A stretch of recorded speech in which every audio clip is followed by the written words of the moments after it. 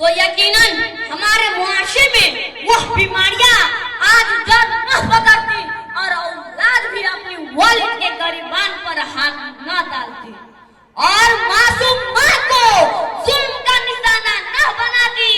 आज हमारी तमाम तड़पियों का इलाज हो सकता है बशर्ते कि उन मरीजों को कुरान व सुन्नत के दारुशफा की तरफ लाया जाए, दारुशफा की तरफ लाया जाए।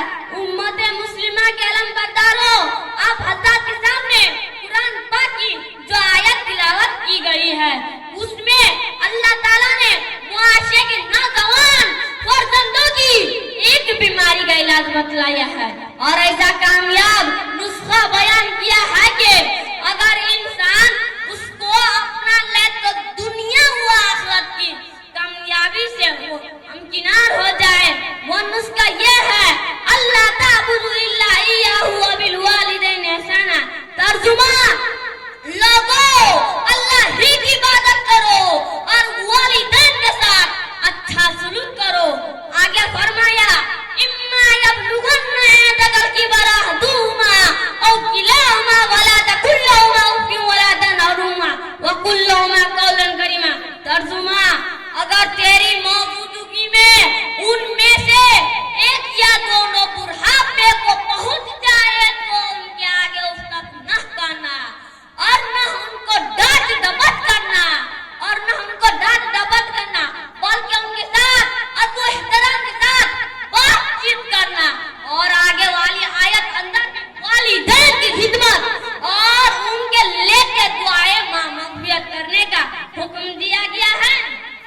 फर्जंदाने तौहीद इमाम फखरुद्दीन राजी रहमतुल्लाह ने तफसीर कबीर में यह सवाल उठाया, क्या हो रहा है कुरान हकीम में अल्लाह की इबादत के साथ साथ फौरन वालिदैन के साथ हुस्न सलूक का हुक्म दिया गया है।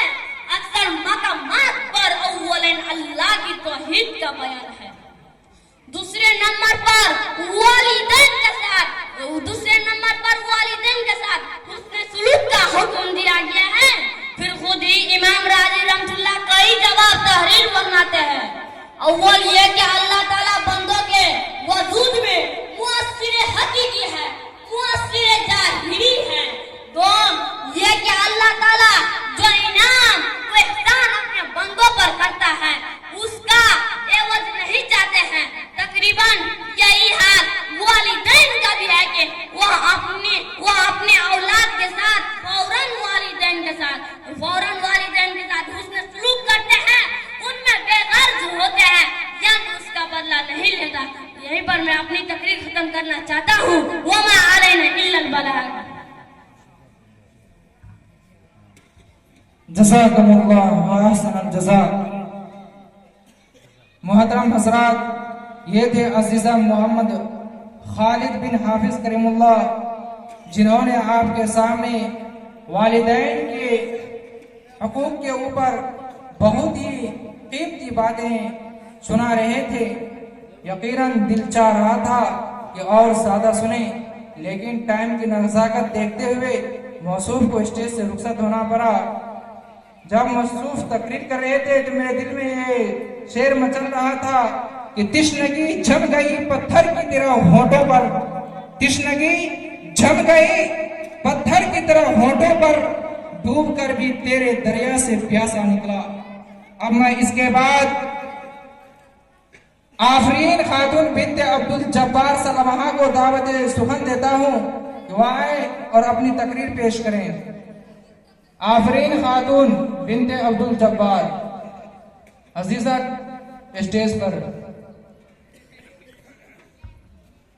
माशाअल्लाह, ये खालिद के बड़े भाई की तरफ से इनाम आया है। अजीजम अपना इनाम